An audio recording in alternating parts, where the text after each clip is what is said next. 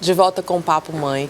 Vocês sabiam que a orelha de abano pode ser corrigida ainda na infância? Eu fui conversar com o cirurgião plástico, Dr. Pascoal Pinheiro, para tirar as nossas dúvidas. É hora do nosso quadro Chama o Doutor.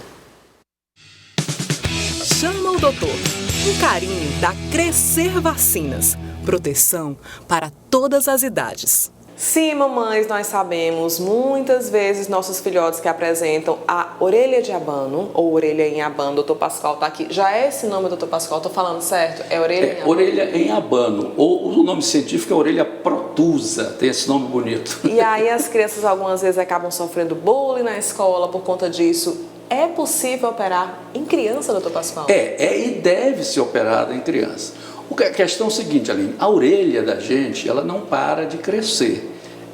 E opera-se, faz a orelha em abano por volta dos 7 anos, 6, 7 anos de idade, que é quando mais ou menos 5/6 da orelha já está desenvolvido. Tá? E quando a criança, porque o problema da orelha é que normalmente no início a criancinha menor só incomoda os pais, a criança não tem noção daquilo. Depois que vai para a escola. Depois que vai para a escola, começa a mexer. Começam a... Exatamente. Por quê? Porque tem um detalhe importantíssimo.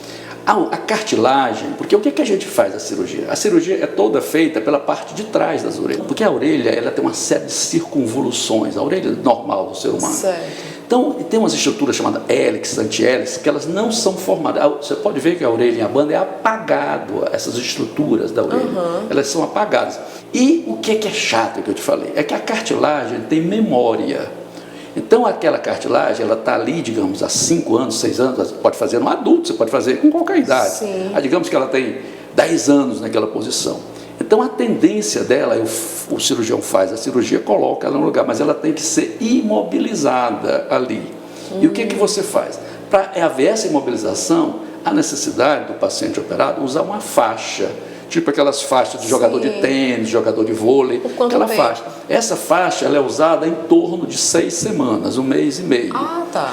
Então, por exemplo, para as meninas é uma maravilha, que elas usam a faixa e disfarçam uma roupa. Pode colocar de lacinho. E faz o combinado com vestido, vão para a festa. E para os meninos hoje tem uma vantagem também, é que o boné está muito em moda. Não é isso? Então a pessoa coloca o boné. Porque durante a noite a gente orienta para usar uma faixa aquela mais larga, para ela dar mais segurança. Sim. Mas durante o dia pode usar uma faixa mais estreita, porque não precisa imobilizar o lóbulo, essa estrutura. É a estrutura cartilaginosa que tem que ser imobilizada.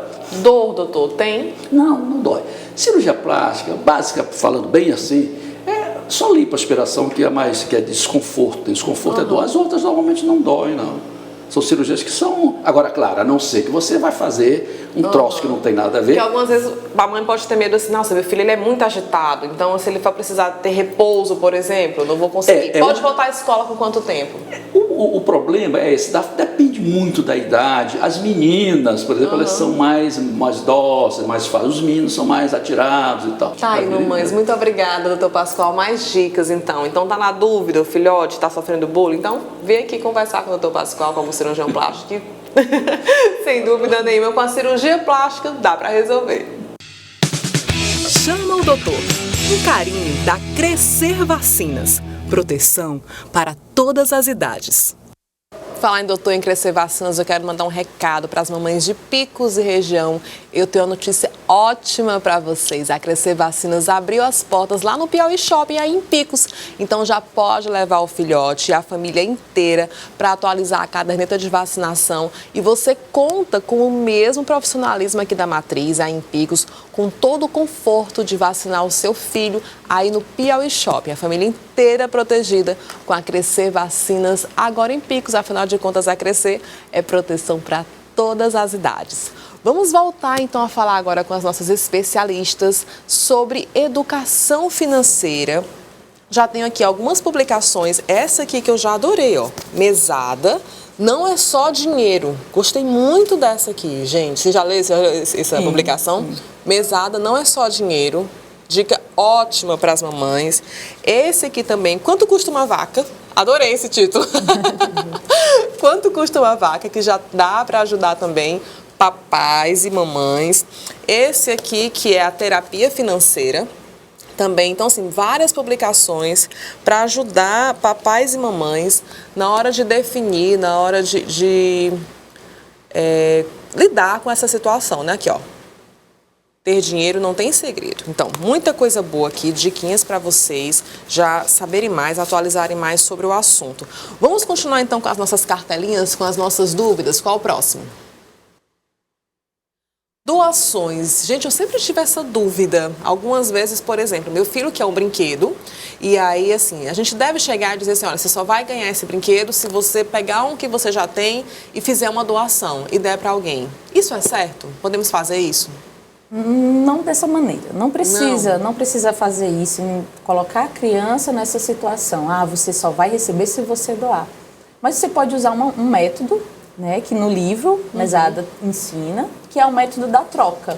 Né? A criança ela pode ser incentivada a, inclusive, a um comportamento social de trocar, de compartilhar. Trocar o brinquedo dela pelo brinquedo de outra criança. Exatamente. Mas, por exemplo, ela quer um brinquedo que está na loja. Pode ser que aquela criança não tenha. Como é que a gente deve proceder?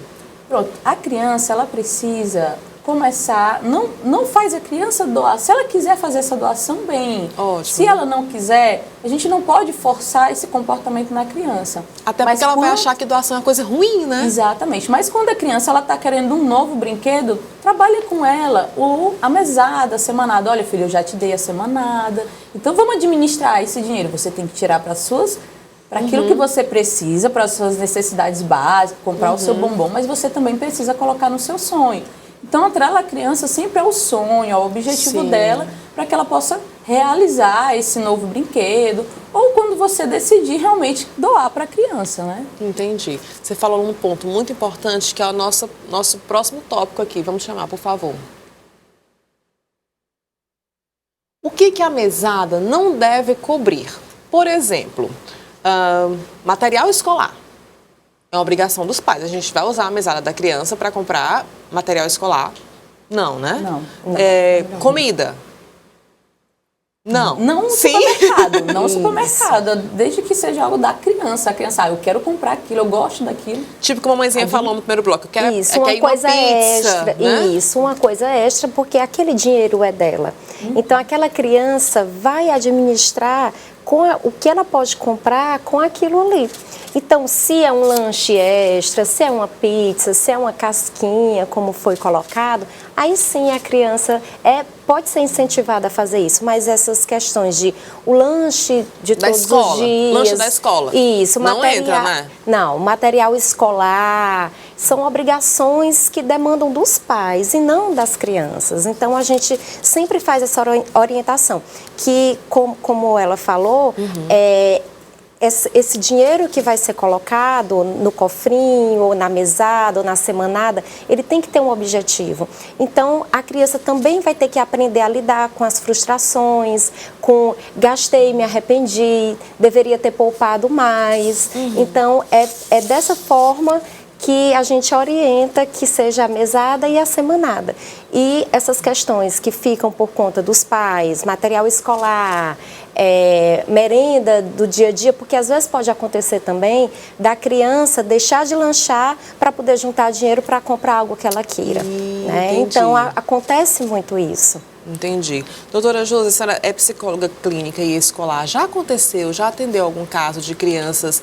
Eu acho que é muito comum, às vezes os pais não podem estar presentes, trabalham demais e aí acabam que tentam compensar. Nossa, esse assunto já foi tão falado, né? Tão batido, as pessoas falam tanto. Mas ainda assim, a gente ainda encontra muitos pais e mães que tentam compensar a ausência com presentes. Isso acontece? Já teve algum caso? É muito. A gente chega, às vezes, quando a gente chega em alguns comportamentos, que a gente vê uma criança muito intolerante à frustração, geralmente essa criança ela é reforçada de forma muito imediata. Ela chorou e ela não aprendeu a lidar com a espera, ela não aprendeu a lidar com a frustração, como o não.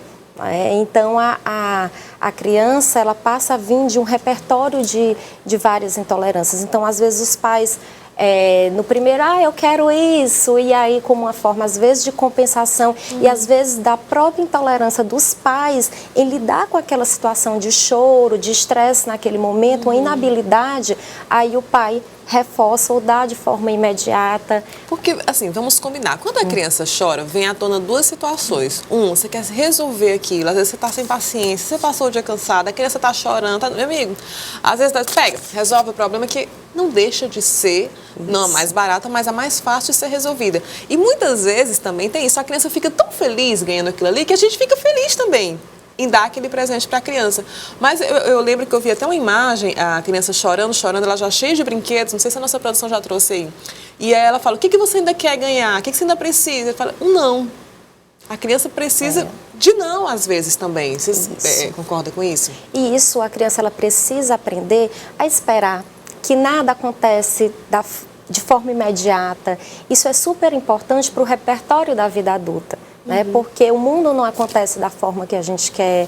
Então, é por isso que hoje em dia a gente escuta tantos casos de depressão, de suicídio também, né? Exatamente, porque isso não é uma causa única, mas a gente percebe quando a criança Olha às ali vezes a imagem, chega... né?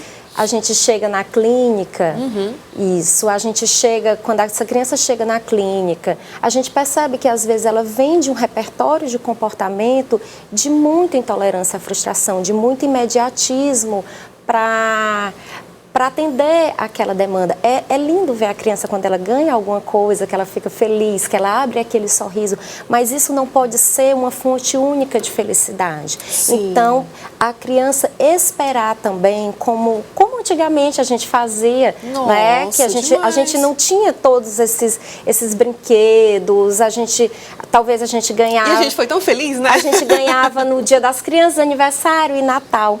E a gente passava muito tempo brincando com aquilo, porque a gente sabia que... Ia demorar muito para você ganhar outro brinquedo. Nossa, arrasou, doutora. É exatamente isso. Dicas, então, preciosas dessas profissionais maravilhosas para nós, para a gente, mamãe, para saber como lidar com os nossos filhos, com frustrações, com dinheiro. Eu espero que vocês tenham gostado. Foi muito bacana. Para mim, eu já vou levar muita coisa para casa. Lembrando a você que no próximo programa a gente vai falar sobre cuidados com os recém-nascidos. Tá gravidinha? Você não pode perder. Próximo domingo, 10 da manhã. Se você quiser rever tudo que a gente falou aqui, entra lá no nosso aplicativo e baixa o CV Play. Quer trocar uma ideia e sugerir pra gente uma pauta? Entra no Instagram, @AlinePapoMãe. Um beijo bem grande, fica com Deus. Eu te espero o próximo domingo, 10 da manhã. Tchau, tchau.